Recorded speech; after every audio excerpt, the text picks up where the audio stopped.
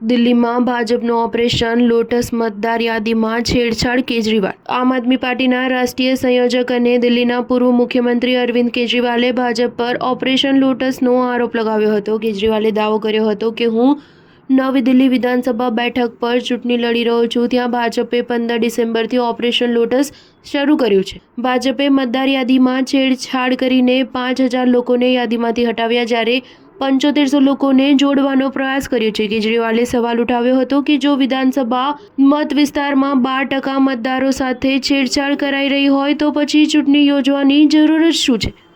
આ બાજુ કંઈ નહીં, પરંતુ ચૂંટણીના નામે એક રમત છે. ભાજપ કોઈ પણ ભોગે ચૂંટણી જીતવા માંગે છે, પરંતુ દિલ્હીની જનતા આવું નહીં થવા દે.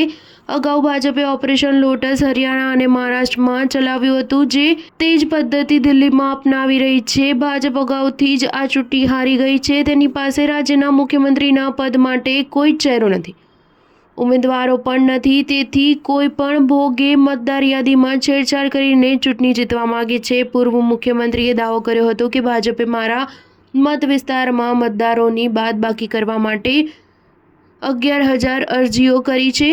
જો કે અમે ભાજપના આ ઈરાદાને સાકાર નથી થવા દીધા.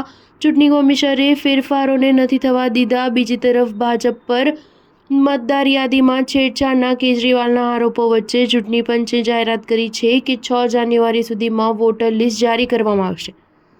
મતદાર યાદીમાં ફેરફારો થતા રહેતા હોય છે અને હાલ પણ થઈ રહ્યા છે. વોટર લિસ્ટનો ડ્રાફ્ટ 29મી ઓક્ટોબરના રોજ જારી કરવામાં આવ્યો હતો. મળેલી અરજીઓનો નિકાલ 24 ડિસેમ્બર સુધી કરવામાં આવ્યો. 1 જાન્યુઆરી સુધી જે પણ અરજીઓ આવશે તેને સામેલ કરવામાં આવશે અને અંતિમ મતદાર યાદી 6 જાન્યુઆરીના રોજ જાહેર કરવામાં આવશે. સ્ટાર ન્યૂઝ 7 હંમેશા સચ્ચાઈની સાથે.